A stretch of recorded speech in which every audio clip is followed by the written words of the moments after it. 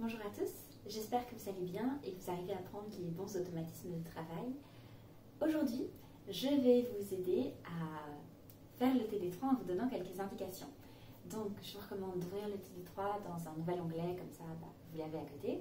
Et on va essayer de faire les exercices, ou en tout cas débuter les exercices, vous débloquer si jamais vous étiez bloqué. Ça veut aussi dire que, idéalement, vous êtes capable de les faire sans moi, si vous avez bien compris votre cours et que vous avez travaillé suffisamment par vous-même. Et donc, n'hésitez pas à essayer de les faire d'abord vous, tout seul, et après, si jamais vous êtes bloqué, à me demander, ou pas à me demander, mais à regarder la vidéo. N'oubliez pas qu'on fait chaque chargé de TD, on fait une session sur Discord pour répondre à vos questions. Donc ça peut aussi être le bon moment pour faire ça ensemble et mieux comprendre cette matière.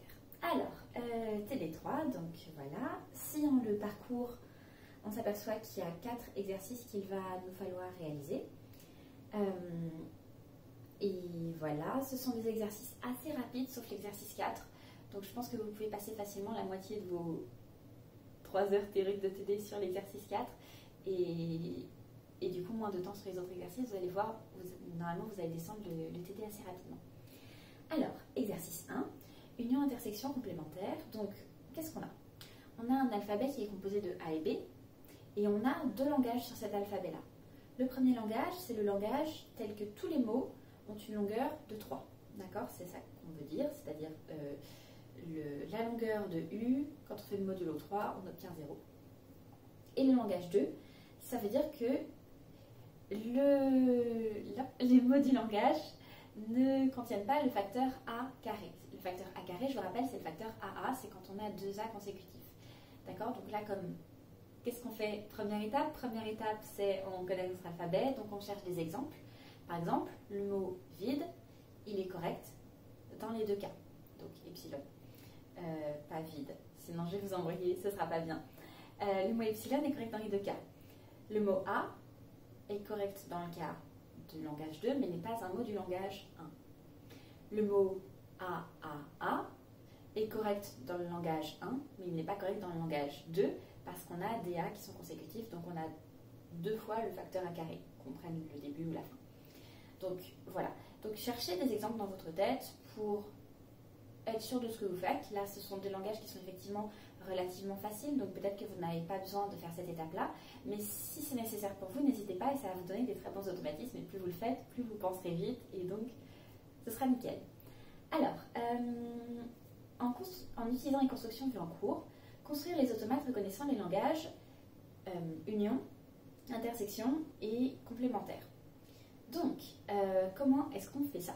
La toute première étape, enfin l'étape 2, une fois que vous avez vos exemples, c'est de dessiner d'abord les automates L1 et L2. Donc ça, normalement, vous savez le faire, donc je vais vous donner aucune indication. Je suis en train de regarder pour vous expliquer. Je pense que si, pour vous expliquer, je vais devoir vous donner des indications. Donc j'espère que vous les avez faites, parce que je vais les écrire un petit peu. Donc le langage 1, on a dit qu'on avait epsilon, et on a dit qu'il fallait un multiple de 3 lettres. Donc, première lettre, deuxième lettre, et multiple de 3, je reviens là. Je pense que ça, tout le monde l'avait. Sur chacune des transitions, on écrit A et B, parce qu'on peut mettre A et B à chaque fois. Et là, ce qui va être hyper important, c'est de bien numéroter les états. Donc, état, on va l'appeler 0, on va l'appeler 1, et on va l'appeler 2. Et après, on a notre deuxième automate. Donc le deuxième automate, qu'est-ce que c'est? C'est l'automate qui ne contient pas le facteur A carré. C'est un automate qu'on sait déjà faire aussi. Donc on rentre, on a vu qu'il y avait epsilon. On a vu qu'on peut mettre autant de B qu'on veut. Et après, qu'est-ce qu'on sait? On sait que si jamais on a un A, la transition qui vient après, c'est forcément un B. On numérote les états, 0 et 1. Je vais faire un truc encore plus intelligent, je vais changer de couleur. Vous allez comprendre pourquoi juste après. Voilà, 0 et 1. Si jamais vous voulez vous préparer déjà pour la suite, qu'est-ce que vous pouvez dire en regardant ces automates-là? Que celui-là, c'est... On a une boucle ici. Donc, si on cherche, je vous spoil pour la suite, mais comme ça vous habitue et vous voyez comment je vais faire, parce que j'ai pas prévu de faire les autres exercices, donc comme ça vous voyez. Si on cherche à écrire sous forme rationnelle, On sait qu'on a un B étoile. Et on sait qu'après, si jamais on a un A, alors on a un B. Et ça, c'est quelque chose qu'on répète. Je suis en train de m'improviser totalement, donc j'espère que j'ai pas fait d'erreur, mais je pense que c'est comme ça qu'on le ferait. On peut en mettre autant qu'on veut. Ça peut s'arrêter là. Oui, non, il manque. On va faire autrement. On va faire... Je ne sais pas si vous avez vu ce qui manquait, mais là, du coup, j'étais obligée d'avoir un A, alors que dans mon cas, je vais avoir juste... Je peux avoir le mot vide. Et je peux avoir juste des B sans avoir des A. Donc, on va faire B étoile. L'échec en live, mais c'est pas grave, c'est bien d'essayer. Donc on a B étoile, après on peut répéter cette chose-là, et voilà, on va faire ça comme ça. Bon, je suis pas sûre que ce soit la plus jolie forme, mais au moins ça fonctionne. On peut répéter autant de fois ça qu'on veut. Si jamais on a envie d'en mettre, on en met. Si jamais on ne veut pas en mettre, on n'en met pas. Et si jamais on veut en mettre plein de boucles comme ça, on peut mettre. Et sinon, il suffit de reboucler ici, on commence par les B étoiles. Bref, j'ai fait une grosse digression. Mais ça va pas faire de mal, vous verrez quand on fera la suite.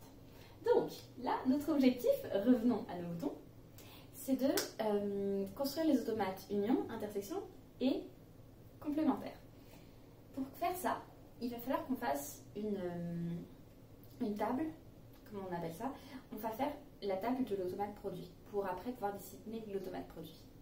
Donc, la table de l'automate produit, qu'est-ce que c'est que cette histoire? C'est que on a nos A, on a nos B.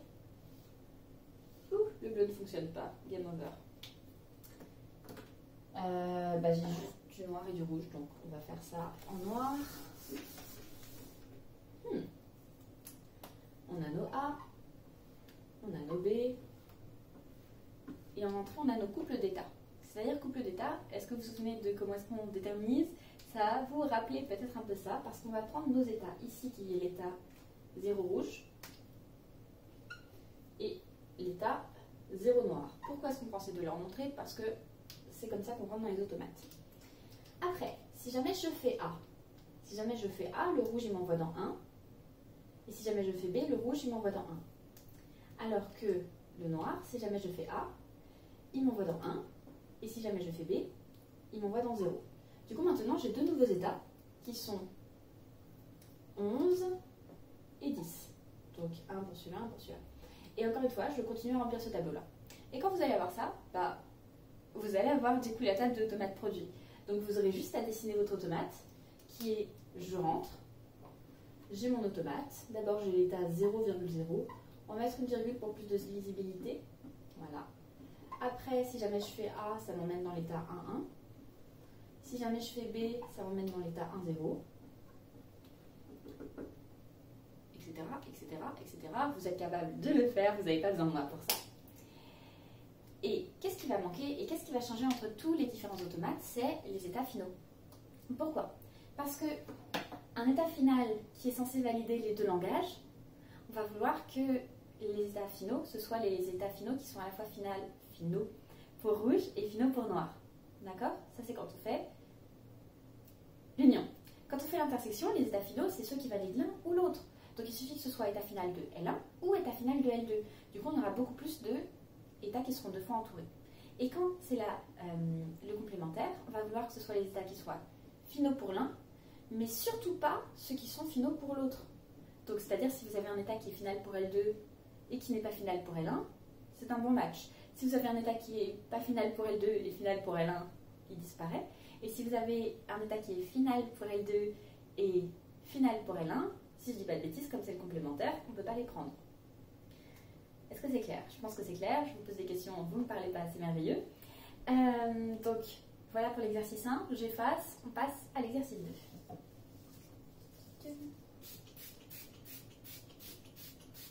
Voilà. Exercice 2. Donc, le but, c'est de faire le langage miroir. J'ai limite pas besoin d'effacer parce qu'on ne va pas se servir du tableau, mais c'est pas grave. Le langage miroir, qu'est-ce que c'est? Le langage miroir, c'est quand vous prenez un mot et que vous l'inversez. Par exemple, le mot, je sais pas, bas, quand on l'inverse, ça fait ab. Et du coup, la première question, ce qu'on vous demande de faire, c'est comment est-ce que vous y prendriez pour inverser un automate? Donc vous avez l'automate, vous avez tous les états finaux, les états d'entrée, etc. Et vous voulez que l'automate il fasse le mot miroir, c'est-à-dire le mot comme s'il était lu à l'inverse. D'accord? Donc la réponse à la première question, c'est ça. Quel algorithme, quelle méthode est-ce que vous mettriez en place si je vous passais un automate et que vous voulez simplement faire l'automate d'un miroir? Ok. La deuxième question, on vous demande de dessiner l'automate qui fait le langage, qui fait les mots qui commencent par BAA. Donc tous les mots qui contiennent des B et des A qui commencent par BAA. Et après, on vous demande d'appliquer votre méthode et du coup de dire que effectivement, vous concluez en une ligne pour dire que du coup l'automate que vous trouvez quand vous avez appliqué l'algorithme miroir, c'est bien l'automate qui fait l'inverse. Donc l'inverse, qu'est-ce que c'est? C'est les mots qui se terminent par AAB, c'est ça? Ouais, les mots qui commencent par BAA, ce sont les mots qui se terminent par AAB. Là, vous avez fait le miroir du mot. Ok, l'exercice 2, il était super cool, donc on va passer tout de suite à l'exercice d'après. Donc, exercice suivant, donner des expressions rationnelles décrivant les langages ci-dessous. Ça, je vous ai fait une démonstration de niveau complètement médiocre, juste il y a 30 secondes. Qu'est-ce que c'est que donner des expressions rationnelles? Donc, les expressions rationnelles, c'est quelque chose avec les lettres de l'alphabet qui nous permet de décrire le langage. Donc, par exemple, A plus C, ça va être le langage qui comprend un A ou un E. Le langage des mots qui sont ou bien A ou bien C.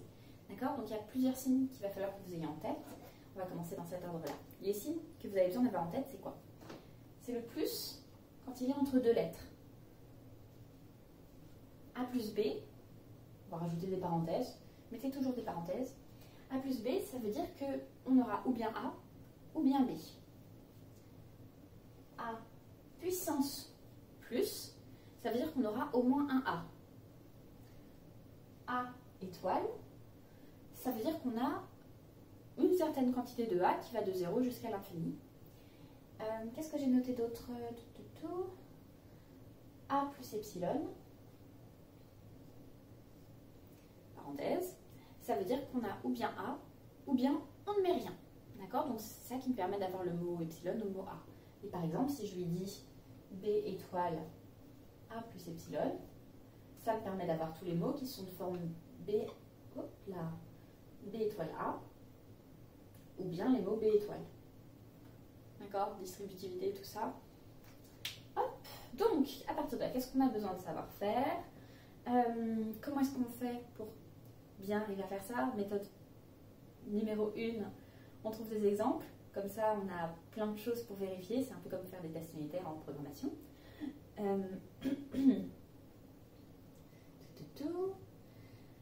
Alternative. Non, ça, on n'a pas besoin. Je regarde mes notes. Ouais. Pour certaines personnes, ça va peut-être vous aider de regarder comment est-ce que vous l'auriez programmé si jamais vous auriez dû faire un pseudo-programmation avec des for pour des boucles et des if pour les disjonctions de cas. Yes. J'ai bien envie de vous dire, on fait le premier ensemble et je vous donne une petite indication supérieure peut-être pour le dernier. Qu'est-ce que j'ai noté? Ouais. Ok, on fait le premier ensemble? Je pose la question, mais c'est pas comme si je vous laissais le choix. Alors, le premier, c'est le langage pour lequel toute occurrence de B est immédiatement suivie de deux occurrences de A. Bon, si jamais vous cherchiez des langages pour vous entraîner à dessiner des automates, cet exercice est bien parce que ça va vous permettre d'en dessiner plein qui sont reconnaissables. Là n'est pas le propos, on digresse encore. Donc, on va faire le langage avec des A et des B et des C. Je pense que c'était dit. Non, c'était pas dit. Alors, premier ajout par rapport au sujet, on a des A, des B et des C. D'accord? Donc, toute occurrence de B est immédiatement suivie de deux occurrences de A. Ça veut dire quoi? Ah, et tout à l'heure, je me dis que du coup, j'aurais pu simplifier mon truc en enlevant une étoile. Bon, c'est pas grave. Ça veut dire que si jamais j'ai B, j'ai alors AA. Mais je peux avoir un A ou je peux avoir un C. Et c'est ça que je vais répéter. Est-ce que c'est clair? Si j'ai un B, j'ai forcément AA. mais j'ai aussi l'option d'avoir un A ou l'option d'avoir un C. Si jamais on dessine automate, qu'est-ce que c'est? Hop, A, C. Si j'ai un B, j'ai forcément A et A. États finaux, état d'entrée. Voilà, donc si j'ai B, j'ai A, A. Et là, j'ai ma boucle A, qui est aussi ma boucle C. Et du coup, c'est ça qu'on retrouve ici, A, ou bien C, ou bien BA. Et du coup, à partir de l'état 1, voilà, j'essaie de vous donner plein de méthodes différentes pour essayer de comprendre et de trouver. À partir du premier état, ou bien je peux faire un A, et je peux le refaire à l'infini, ou bien je peux faire un C, ou bien je peux faire un D. Et du coup, vous dites que tout à l'heure, dans ce que j'avais raconté dans la vidéo, on aurait pu enlever une étoile. J'espère que vous le voyez. Oui, du coup, j'avais dit L4, je vous donne une indication supplémentaire.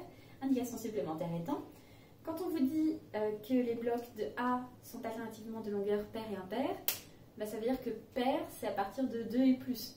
Parce que si vous me dites paire, c'est 0, du coup, je ne mets pas de bloc de A, et du coup, c'est paire, et du coup, je peux mettre que des A impairs.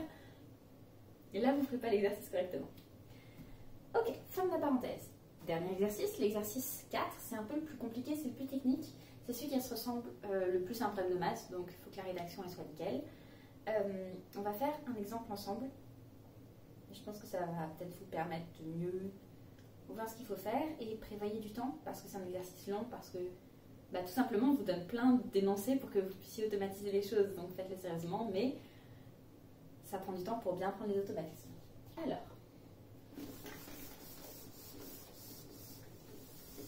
voilà.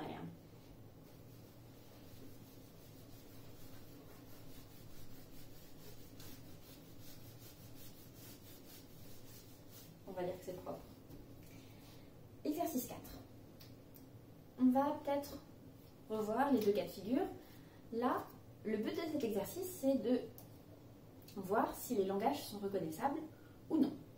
Dans le premier cas, si jamais les langages sont reconnaissables, qu'est-ce qui se passe? Eh bien, il suffit de pouvoir construire un automate, ou il suffit de pouvoir trouver une expression rationnelle.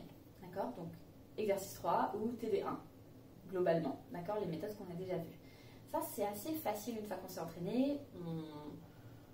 Normalement, on y arrive plutôt bien. Surtout dessiner les automates, en tout cas, moi, je trouve que c'est super simple, super rapide, super efficace. De l'autre côté, si jamais on cherche à prouver que justement, il n'est pas reconnaissable, le langage, il va falloir utiliser le lemme de l'étoile. En tout cas, c'est ce qui est préconisé dans 90-95% des cas, je pense. Et du coup, bah, il faut prendre l'habitude parce que si vous n'arrivez pas à dessiner un automate, ou bien c'est effectivement parce qu'il n'est pas reconnaissable, ou bien c'est juste que vous n'avez pas trouvé le truc pour pouvoir le faire. Mais vous n'aurez pas prouvé, vous aurez juste pu conclure que vous n'avez pas réussi. D'accord? Donc pour prouver qu'il n'est pas reconnaissable, vous êtes obligé d'avoir une méthode carrée, mathématique. Donc c'est ça qu'on va faire. Et là j'ai envie de dire le TD commence bien parce que L1 justement n'est pas reconnaissable. Je ne sais pas si vous aviez deviné. On peut essayer de trouver l'intuition ensemble. L1, qu'est-ce que c'est? C'est le langage qui a autant de A et autant de B. Et sachant que les A vont toujours précéder les B. Donc par exemple, si j'ai 3 A, j'aurai forcément 3 B après. Ils ne sont pas entremêlés. D'accord? Donc on commence par des A, on suit par des B et on a la même quantité de chaque. Et bien ça, si vous n'avez pas N, vous n'êtes pas capable de dessiner automate parce qu'il faudra avoir un automate. On sait qu'on ne peut pas boucler sur soi-même parce que si on boucle, on ne peut pas compter. La seule manière de compter, c'est de faire des flèches qui avancent. Bon, d'accord, dans votre sens, c'est comme ça. La seule manière de compter, c'est de faire des flèches qui avancent, peu importe le sens de la caméra. Et on ne peut pas en faire une quantité non déterminée à l'avance. Donc, c'est pour ça que ça ne marche pas. Et c'est pour ça qu'il va falloir expliquer que ça ne marche pas.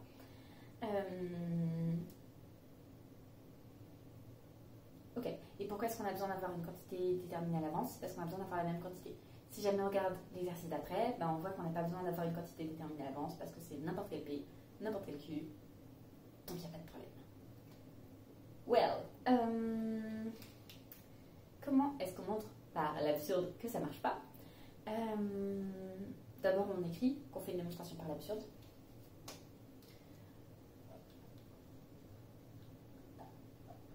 Montrons que, comment il s'appelle? L1.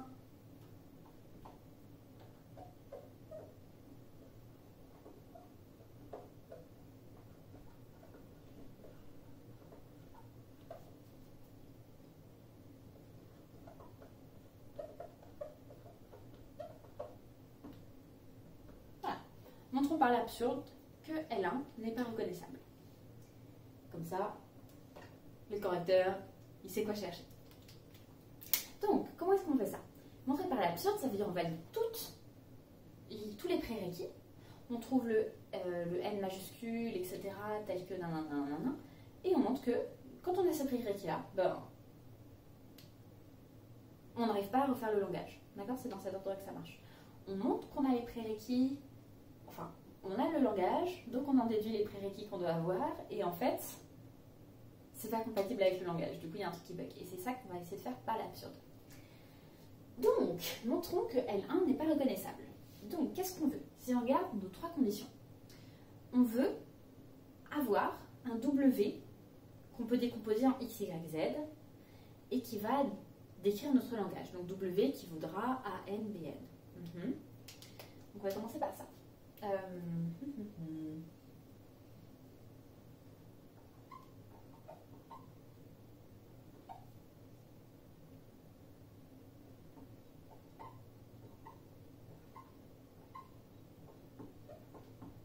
Tel que, qu'est-ce qu'on a comme condition? On veut que...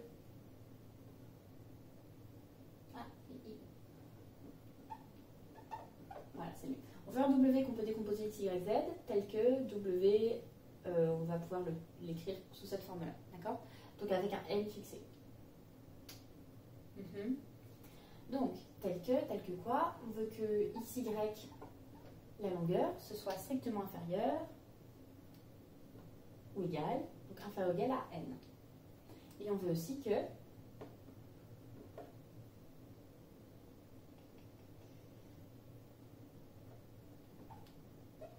on veut aussi que ça. Et pour l'instant, on va s'arrêter avec juste condition 1, condition 2. Donc si on veut que XY soit inférieur ou égal à N, comme on montre par l'absurde, il suffit de montrer qu'il y en a un qui ne va pas. Donc XY inférieur ou égal à N, on ne va pas s'embêter. On va dire que mon petit n ici, il va valoir N. Comme ça, c'est plus simple. Posons. Voilà, on se place dans ce cas-là. Dans le cas où petit n est égal à grand N, on peut même préciser où grand N est la constante,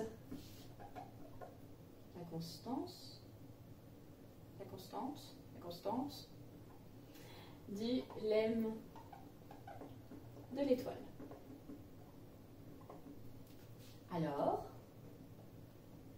Alors qu'est-ce qu'on a? Alors W, A puissance grand N, B puissance grand N. Je pense que ça, c'était facile. Si W s'écrit comme A puissance grand N, B puissance grand N, et que XY est inférieur ou égal à N, ça veut dire quoi? Ça veut dire qu'on a A, qu'on en a N, et qu'après on a B, et qu'on a NB. Donc si je veux que mon XY soit inférieur à N, la quantité N, ça s'arrête ici. On est d'accord? Ça veut dire que XY, il contient que des A.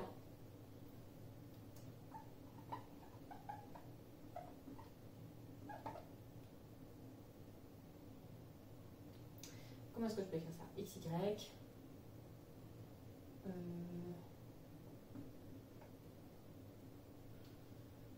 Eh ben on va dire que ça s'appelle grand M. C'est un grand M majuscule. Où grand M est inférieur ou égal à grand N. Voilà. D'accord? Donc on a XY qui veut une certaine quantité de A puissance grand M, tel qu'il y en a autant ou moins que N. C'est-à-dire que peut-être que mon XY qui va de là à là, mais peut-être aussi que mon XY qui va de là à là. Et du coup, mon Z, c'est tout ça. Ou mon Z, c'est ça, etc. D'accord? Donc tout ce qu'on sait, c'est que dans Z, il y a des B et il y a potentiellement des A. Mais ça, c'est pas notre problème. Ok, donc on a ça. Et je sais aussi que mon Y, il va donc forcément contenir au moins un A. Parce que, Y ne peut pas être nul.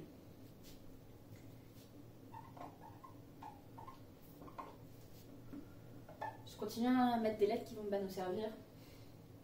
Bah oui, on continue. On avait N, on a M, on a L maintenant.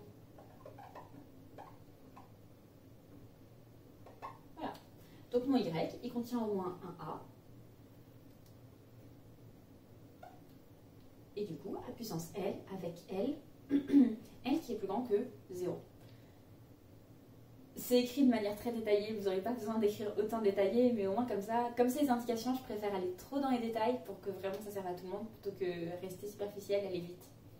Donc vous regarderez sur la correction comment est-ce qu'on fait une rédaction plus concise, ce sera bien. Donc, condition 1, condition 2, maintenant on va regarder la condition 3. Condition 3.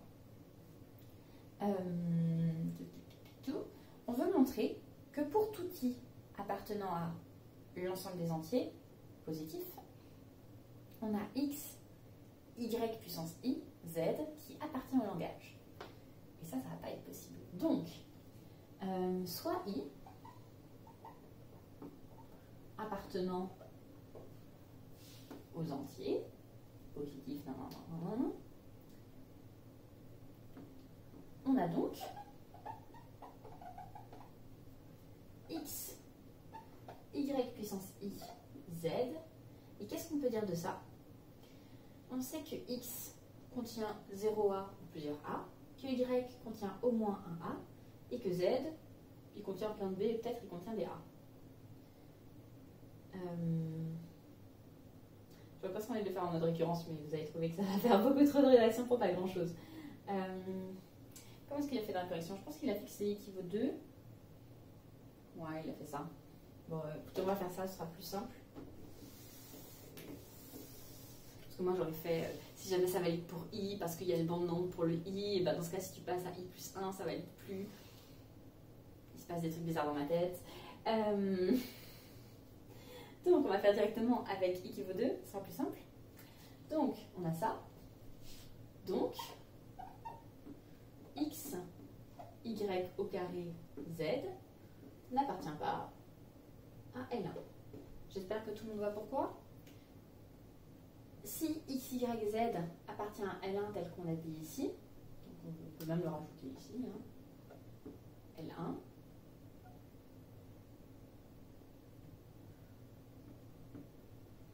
L1, voilà, il y a des L1 partout au cas où le correcteur n'avait pas compris.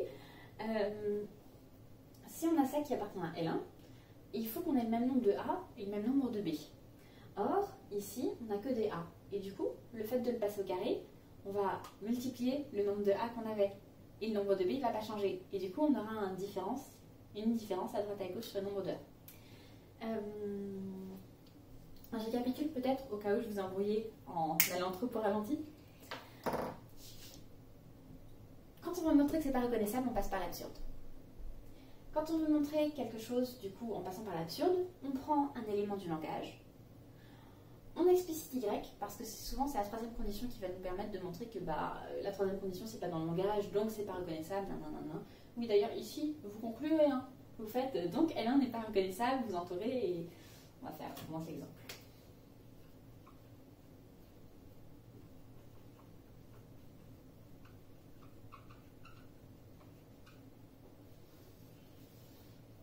Voilà, et si vous voulez rédiger mieux, là vous dites supposons que L1 est reconnaissable, donc il existe ça.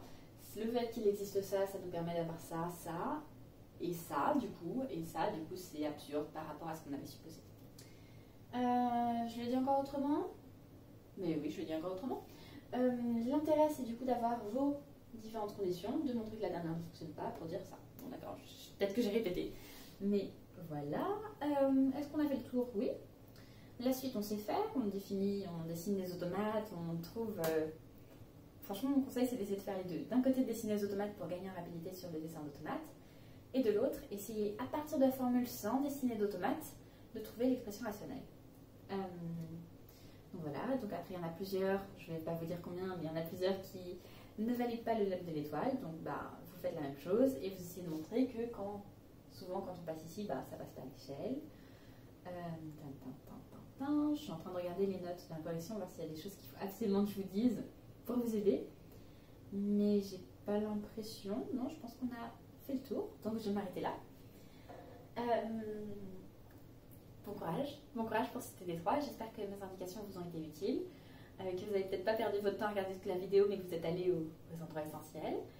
Et voilà. Bon courage pour continuer à travailler dans ces conditions qui ne sont pas faciles. Et n'hésitez pas, si vous avez des questions, on est à votre disposition. Bonne semaine!